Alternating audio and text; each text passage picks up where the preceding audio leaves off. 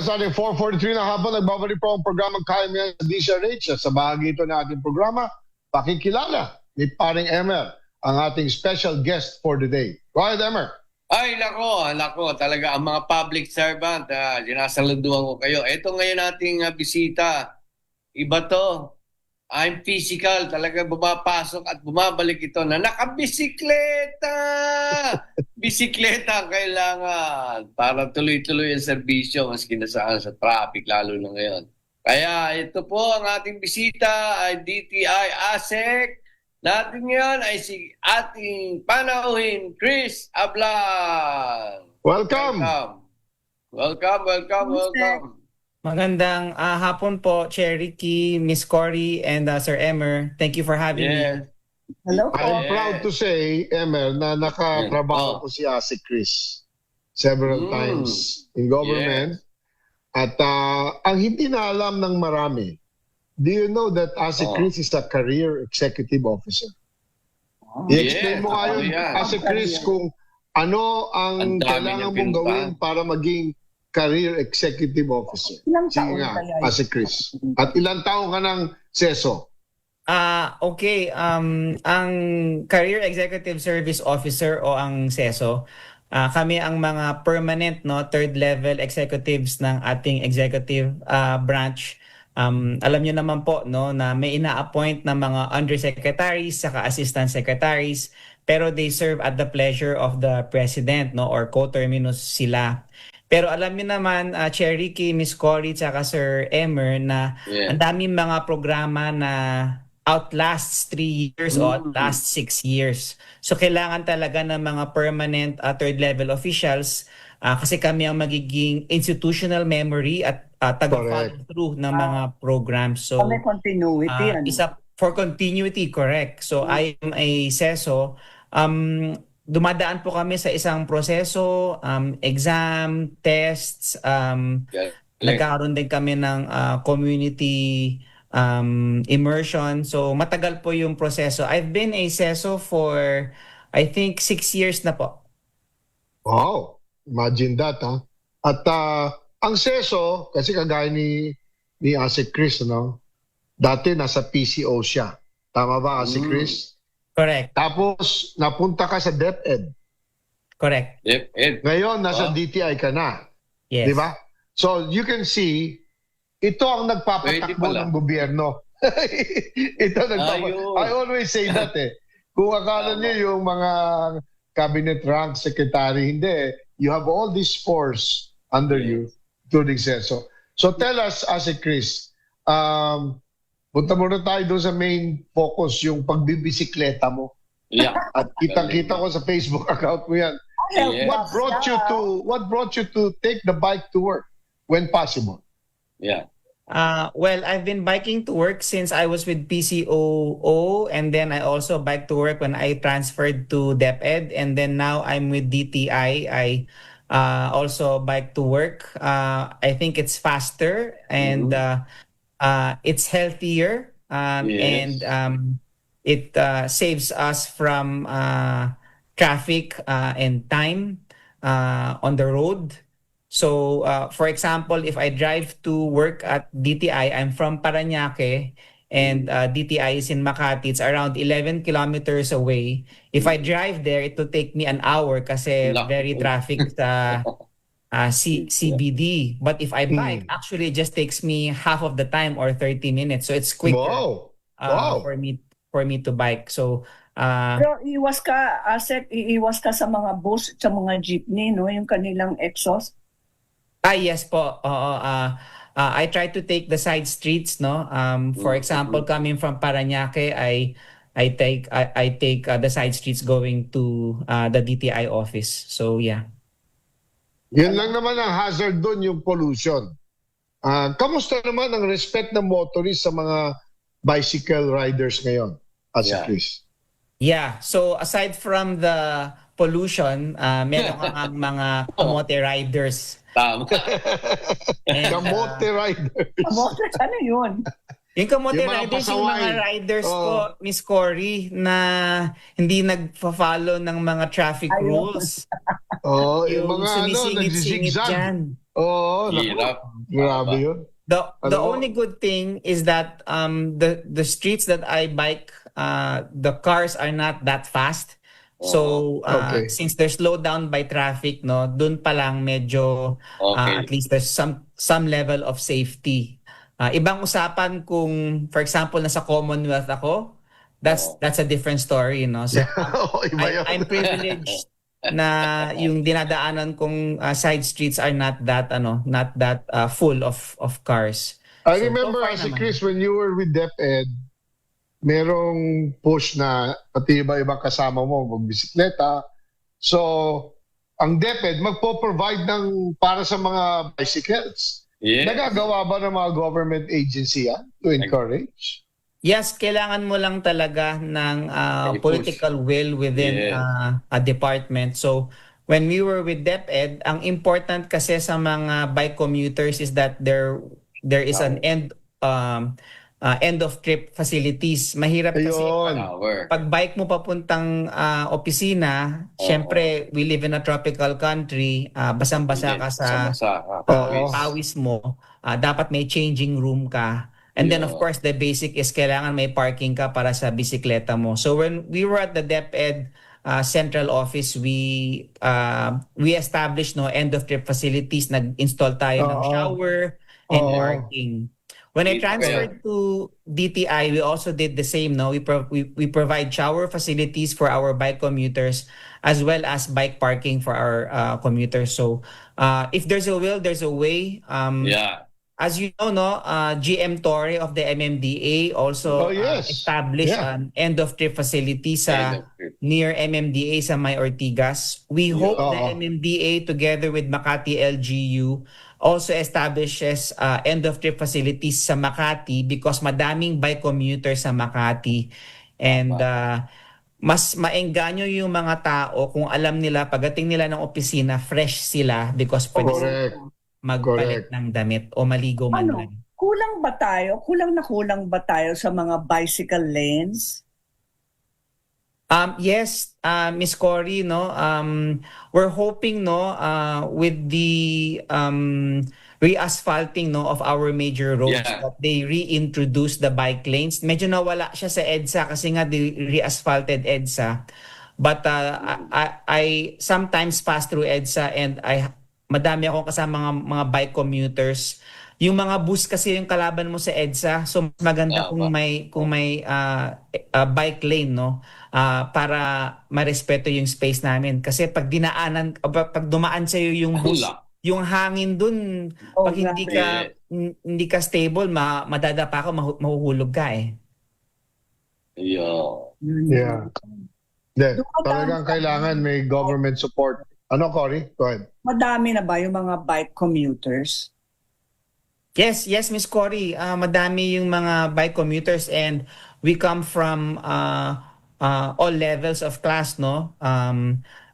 Professionals and then down to other professions.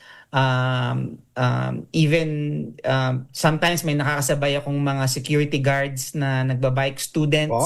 Wow. And office workers na kasabay na magbike. Madami. You'd be surprised. You just don't see them because we pass you while you guys are stuck. Tama. Yan ang ginawa. Yan ang mabilis na pamparaan. Teka, habang kausap ka na namin, si Chris, nasa ASEAN ka last week sa Cebu. Tignan mo nga kung ng brief update. Ano bang napag-usapan at what do we expect for the rest of the year with our hosting of ASEAN this year? Well, as you know, no, the Philippines is the host for ASEAN. This year, we host it right after all the other countries host it. The last time we hosted it, Sir Ricky, we were 2017. together. No, you were with Yes. DOT. It's 2017. I remember. Yes. And we have numerous meetings all throughout the year. But because of the Middle East crisis, the DFA and the OP as well as the DTI thought it best not to limit the in-person meetings. Oh, a nabawasan lot of pala the yun. meetings are online, but Online. there are two major events that kailangan pa rin na in-person. So one was last week, which is the Okay. the May ASEAN meetings, and then the next Cebu. one will be in November when they transfer the chairmanship to the next country.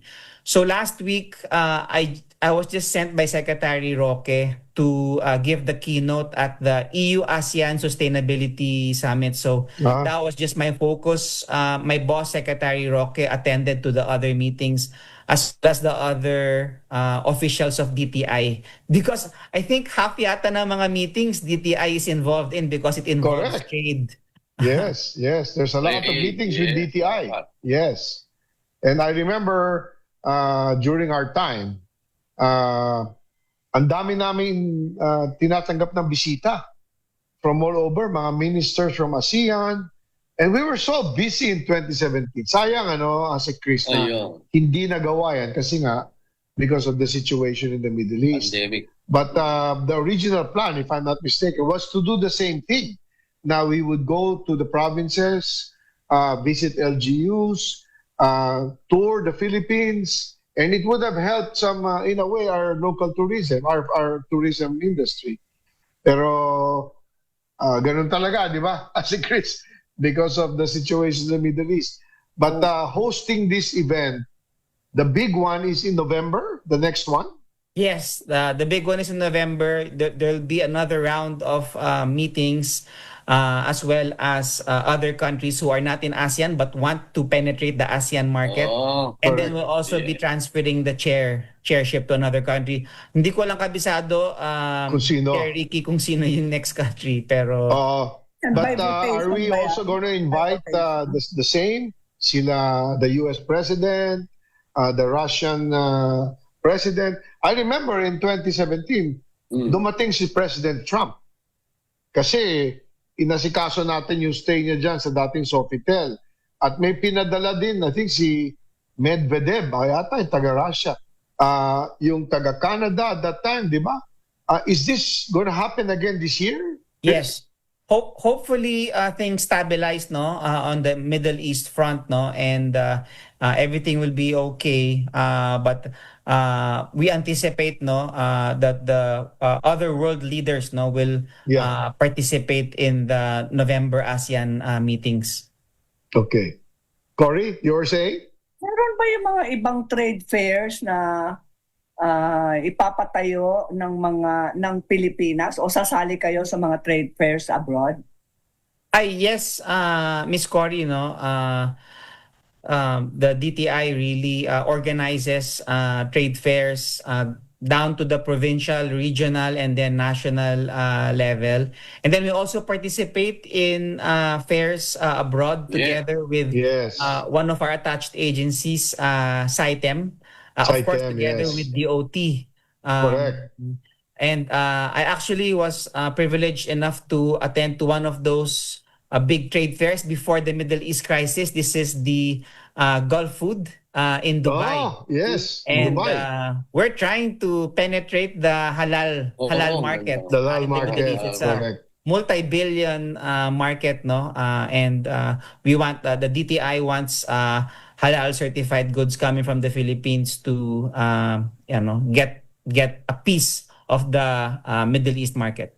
Just to let you know, as a Chris, regular guest sa amin, yung mga nagka-trade fair sa SM, Yes. the DTI team is a regular guest here with us.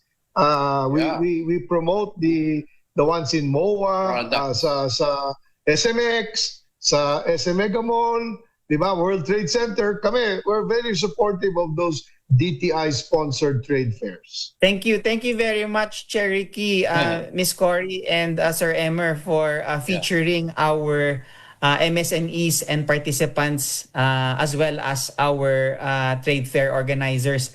Malapit na po yung IFEX ng SITEM. Oy, oo nga. Oo. It's this week na po. So Yes. hopefully you can invite everyone to go to the World Trade Center for the IFEX. World Trade Center. Okay, Emmer, Ayun, meron kang wala. gusto tanongin? Siyempre, meron nagde-text sa atin sa dati teen idol sa parang Oo naman. nakita Chris Ablan, teen idol si Chris daw, sabi. Parang nakikita ko batang bata pa rin si Sir Chris daw, sabi niya. Sabi ko, masipag talaga yan. Talaga, nung bata pa yan. And yes, we always say we miss is that, of course, Roquito Of Ablan. course. Alikabok. So, Alikabok. Oh, yeah, of course. Natapos na ba yung Ablan Day? Isn't it Yeah. this time of the year? No, it's still in August po, no? It's on August, August yeah. 9. You know, I remember Chris, because of your Kuya Ruben, we would go for the day. Yes. Huh? We'd Tama. get on a bus in Yeah. Makati. They'll bring us to Ilocos, stay for the day, and then take the bus back. I miss Wow. that, ha? Ang hirap Sa mo. August ba yan, yung Ablan Day?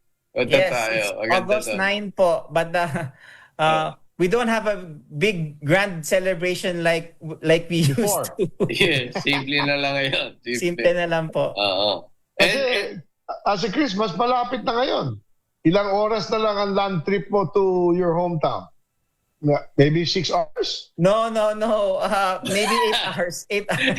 I 8 don't hours. drive fast. Kasi mag-Facebook man yun si Emer eh. Oh, hindi, Lumilipad sa selection, Oo nga, sa SCTEX. inaabangan natin kasi si Chris na magbibisikleta mula rito hanggang Pagudpod. Sabi ni ano pala ni Bobby sa ni Luigi. And yes, DTI, meron din kayong AI Academy. I saw it sa Makati. Parang you will have an AI Academy training center doon. Very good, very good. We also have our MSME hub. Please, Yes. Miss Cory, Cherokee, and Sir Yeah. Emer, please visit our MSME hub. It's on the ground floor of our office, DTI Philinvest. 387 Hilpuyat Avenue, Hilpuyat. Makati. Tayo. We feature our Filipino products and sana makabisita po kayo.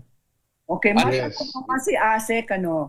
sa tingin niyo ba, may isa pang produkto, mga iba't iba pang produkto na dapat gawin ng mga entrepreneurs, yung mga, para ma-inspire sila?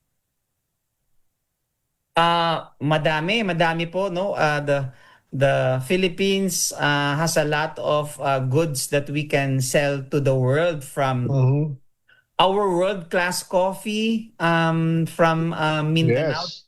Did you know po that the Philippines is only one of 4 countries around the world who is able to plant all varieties of coffee, from Really? Robusta Yeah. to Liberica to Arabica, Yeah. because it requires a certain height and as well as Temperature. certain temperature. Correct. So Galing ng Pilipinas. Of course, Sa equator belt Ilocos, tayo. maraming Arabica. Sa Ilocos, sabi ni Governor Jerry Simpson sa atin, di ba? yes, I think Liberica and Robusta ang sa Ilocos Sur po, Miss Cory. Ayun. Well, we really have products Ayaw that ng are produkto, world class. partner. Mag-isip Go ahead, tayo. Em. Partner Emer. Yeah.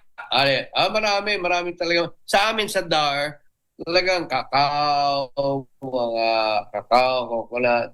Gusto namin tulungan ng upland DAR farmers namin. Talagang kailangan nating rural development ang next episode natin after DAR. I-plug in ko lang, Sir Emer, Miss Cory, Yeah. that the DTI has a program called the Shared Service Facilities, Yeah. or SSF. And this is to help our MSMEs who need equipment so Yes, that they can tama. upgrade their goods.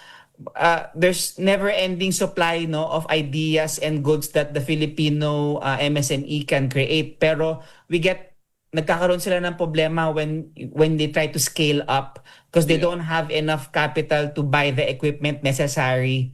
So what the DTI does is we buy these machines on behalf of the cooperative or the local business.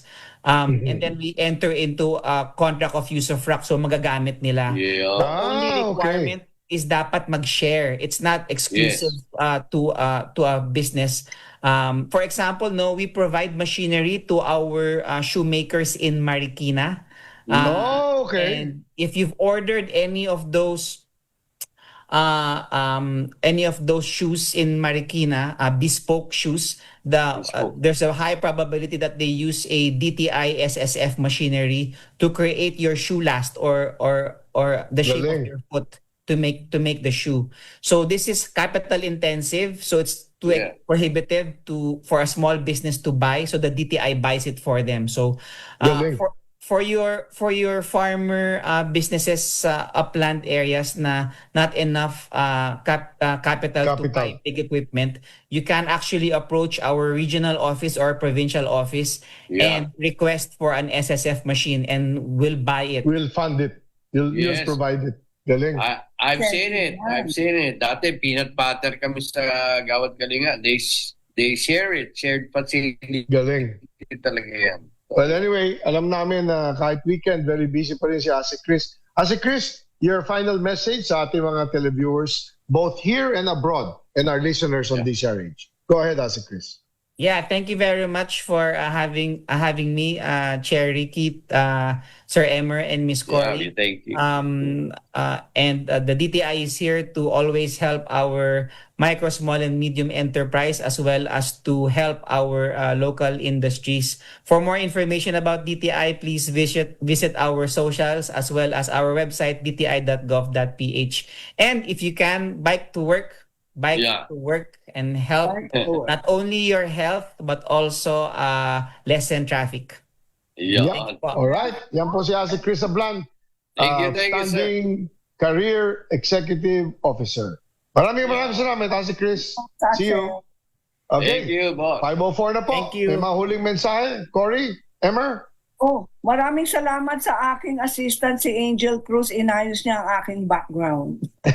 Okay. Emer? Well, may birthday, marami yan. Hindi ko na sabihin. At yung marami nating fans, nagpapabati.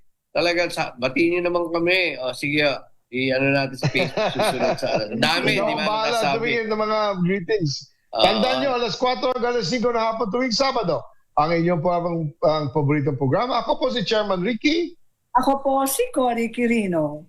Ever the Generous Magno Gingon. Ang programang Kaya Mo. Oh, Yan. yan. Happy Bye! weekend po. God bless. Happy blessing. Kaya mo, kaya mo.